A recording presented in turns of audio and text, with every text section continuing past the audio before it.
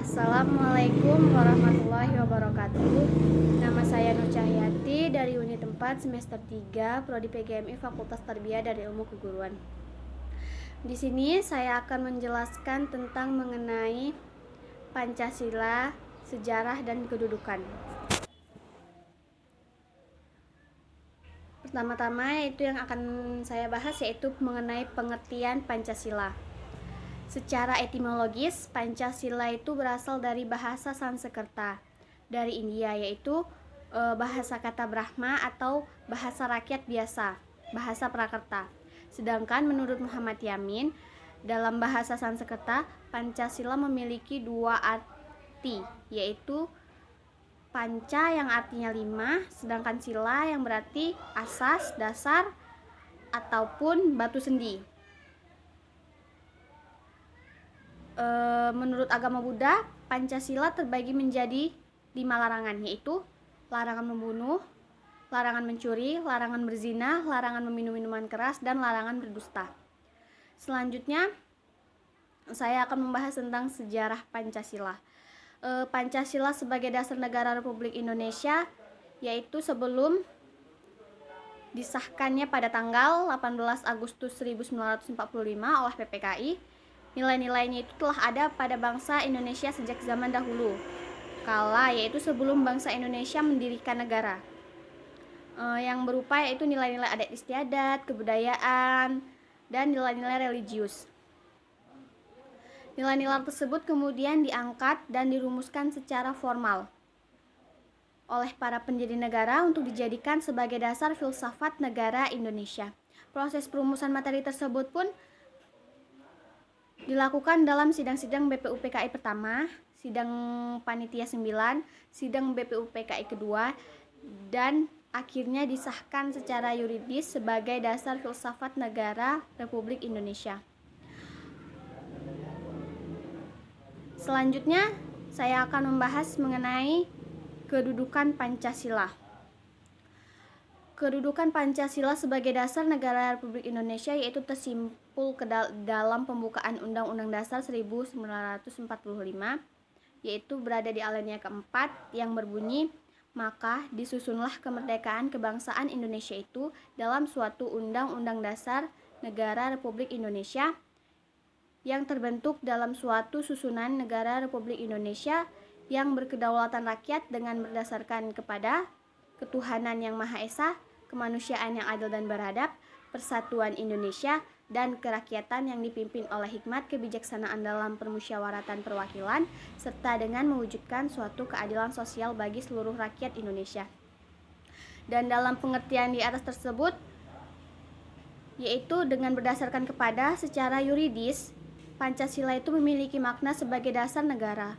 Walaupun dalam kalimat terakhir pembukaan Undang-Undang Dasar 1945 tidak tercantum kata Pancasila secara tersurat, namun anak kalimat dengan berdasarkan kepada.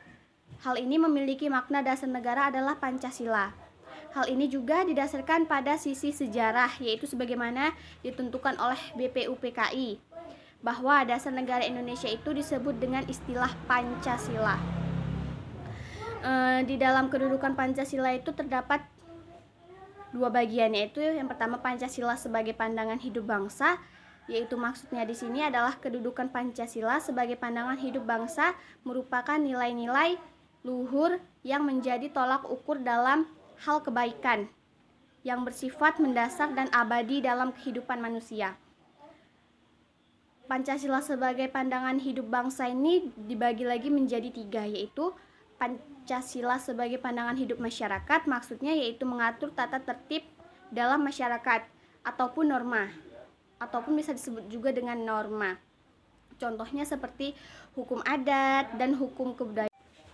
Selanjutnya yaitu Pancasila sebagai pandangan hidup bangsa. Dimaksudnya di sini yaitu Pancasila adalah sebagai dasar nilai dan norma untuk mengatur pemerintahan negara. Selanjutnya kedudukan Pancasila adalah sebagai sumber dari segala sumber hukum.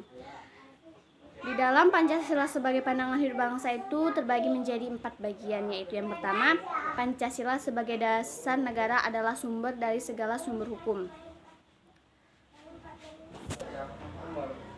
Yang dimaksudkan di sini itu adalah yaitu segala sesuatu peraturan perundang-undangan yang berlaku di Indonesia harus bersumberkan kepada Pancasila atau tidak bertentangan dengan Pancasila.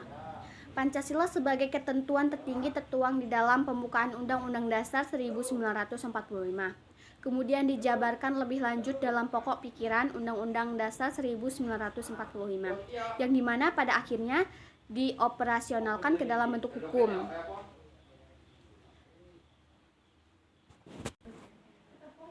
Yang kedua yaitu menjadi sumber kebatinan ataupun kerohanian dari Undang-Undang Dasar 1945. Yang ketiga yaitu sumber cita-cita hukum bagi hukum dasar negara, yaitu maupun tertulis ataupun tidak tertulis seperti itu. Dan yang terakhir yaitu mengandung norma dalam Undang-Undang Dasar 1945 yang mewajibkan seluruh pemerintah dan lainnya melaksanakan cita-cita moral rakyat yang luhur. Pancasila sebagai ideologi juga mengandung sistem nilai yang bersifat menyeluruh. Pancasila merupakan dasar kehidupan sehari-hari, baik berdasarkan realita kehidupan masyarakat. Habis itu untuk mewujudkan cita-cita bangsa Indonesia, masyarakat harus lebih dahulu memahami dasar falsafah dan ideologi negara itu tersebut. Yang selanjutnya mendorong perilaku warga, negara, rakyat maupun penyelenggara negara dan dalam susunan realitas. Pancasila juga merupakan ideologi terbuka, yaitu artinya yang dikandung oleh sila-sila Pancasila hanyalah terbatas pada nilai-nilai dasar dan prinsip-prinsip dasar dalam kehidupan bermasyarakat, bernegara, dan berbangsa. Sekian presentasi dari saya, lebih dan kurang saya mohon maaf. Saya akhiri dengan wabillahi taufik wal hidayah. Wassalamualaikum warahmatullahi wabarakatuh.